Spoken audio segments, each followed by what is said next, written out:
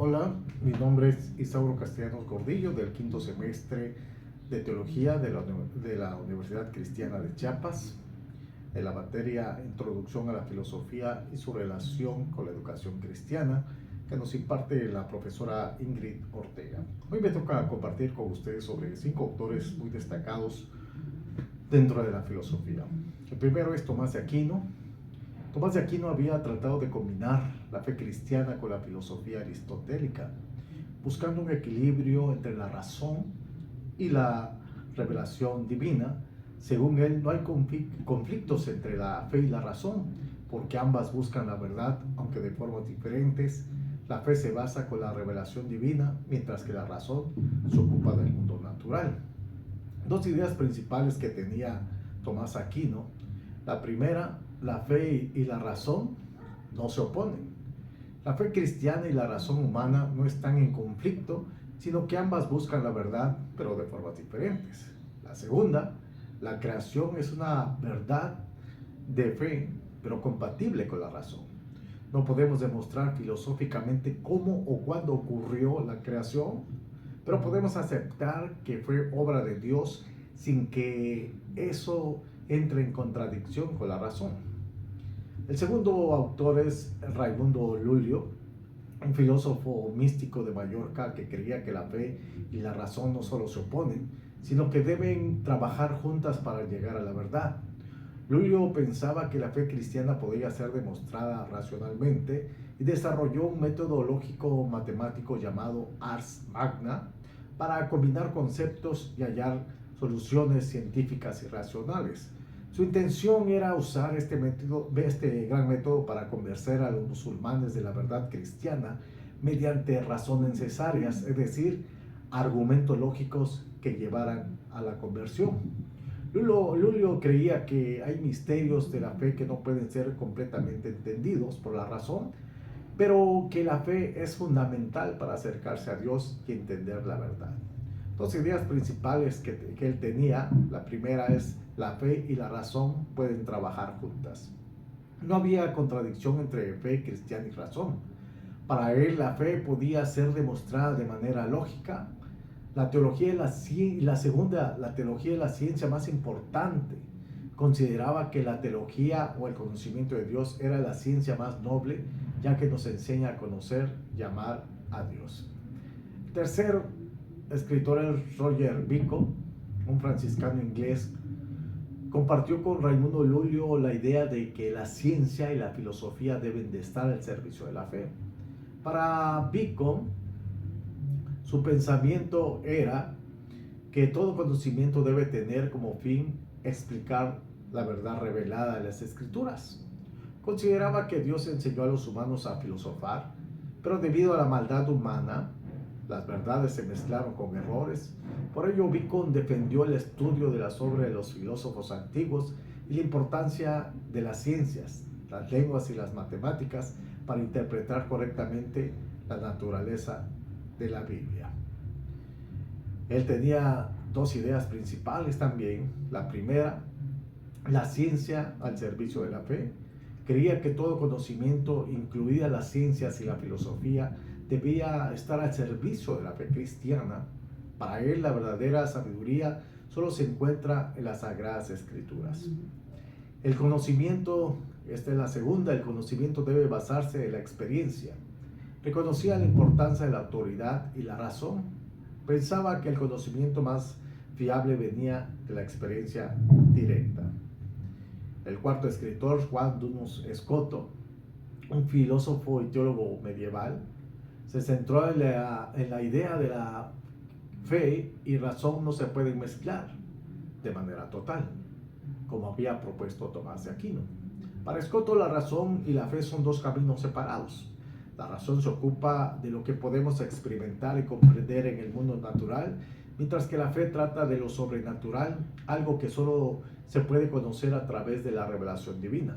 Según él, no se puede demostrar racionalmente los artículos de fe como la existencia de Dios, sino que estos deben ser aceptados por la autoridad de la revelación. Él tenía 5 ideas principales y la primera es fe y razón son caminos separados. Creía que la fe y la razón no deben mezclarse por completo. La razón se ocupa de lo que podemos entender con nuestros sentidos, mientras que la fe trata de lo que solo conocemos a través de la revelación divina. La segunda, no se pueden probar los artículos de la fe con la razón. No se puede usar la razón para demostrar cosas como la existencia de Dios. Estos aspectos deben ser aceptados por la fe que se basa en la revelación. La tercera es la autonomía de la teología. Defendía que la teología, el estudio de lo revelado por Dios, debe ser independiente de la razón. La fe no debe ser probada ni explicada por la razón, ya que su conocimiento viene directamente de Dios. La cuarta, la razón tiene limitaciones. Reconocía que la razón es importante, creía que no puede entender o justificar los misterios de la fe, como la existencia de Dios o la vida después de la muerte, que solo se conocen a través de la revelación. La quinta, la separación clara entre fe y razón. Pensaba que la fe y la razón tienen diferentes roles. La fe se ocupa de lo sobrenatural, mientras que la razón se ocupa de lo natural y cada una tiene su propio ámbito de competencia. El quinto autor es Guillermo de Ockham. Fue un pensador medieval que defendió la autonomía de la fe frente a la razón, sin negar la importancia de esta última.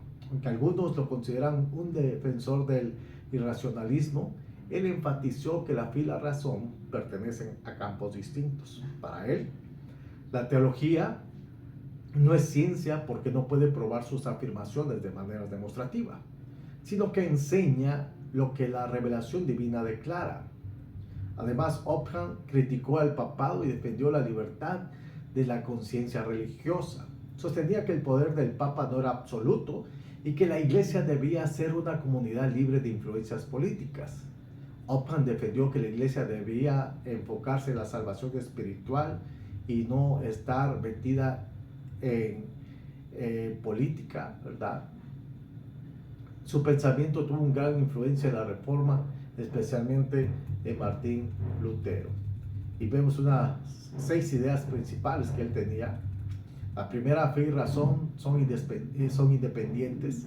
La fe y la razón son campos separados. Aunque la razón es importante, la teología que trata sobre la fe no puede probar sus afirmaciones de manera racional, sino que se basa en lo que Dios revela. La segunda, la existencia de Dios depende de la fe. Sostenía que la existencia de Dios no puede ser demostrada con razón. En su lugar, es algo que debe aceptar por la fe, ya que está más allá de la comprensión lógica. La tercera, nominalismo y empirismo. Solo existen cosas individuales, no conceptos generales. La cuarta, critica el poder del Papa. Criticó el poder absoluto del Papa. Creía que la iglesia debía centrarse en la salvación espiritual y no en asuntos políticos, que incluso el Papa podía cometer errores. La quinta, defensa de la libertad religiosa. Defendió la libertad de conciencia religiosa, argumentando que las personas deben tener la libertad de decidir sobre su fe sin presiones externas, especialmente de las autoridades eclesiásticas. Número 6, influencia en la Reforma. Tuvo una gran influencia en la Reforma protestante, especialmente con figuras como Martín Lutero, al desafiar el poder de la iglesia y dar importancia a la fe individual frente a la autoridad eclesiástica. A continuación quiero contestar las 3 preguntas que nos dejaron, como ¿qué desafío enfrentan los docentes cristianos en un sistema educativo secular? Hoy en día los docentes cristianos se enfrentan en varios desafíos en un sistema educativo que a menudo no tiene en cuenta sus creencias religiosas. Estos mayores desafíos es encontrar un equilibrio entre su fe y los valores que promueve el sistema educativo, ya que muchas veces los docentes pueden sentirse presionados al dejar sus propios principios cristianos, especialmente cuando no se alinean con las normas académicas o sociales en el entorno escolar. Además, muchos sistemas educativos promueven una diversidad de valores que a veces pueden entrar en conflicto con las enseñanzas bíblicas. La pregunta número 2, ¿cómo influye mi cosmovisión en mi práctica como pastor. Yo creo que como pastor debo ver a cada miembro como personas valiosas, que son creaciones de Dios, tratarlos con amor, con respeto y paciencia, ¿verdad? También que me inspire a enseñarles principios que fomenten su crecimiento moral y espiritual, enseñarles valores cristianos como honestidad, la compasión, el perdón. La pregunta número 3, ¿de qué manera puedo integrar principios bíblicos en mi enfoque pastoral? Pues debo hacerlo de una manera práctica, sin forzar a nadie, ¿verdad? Que sea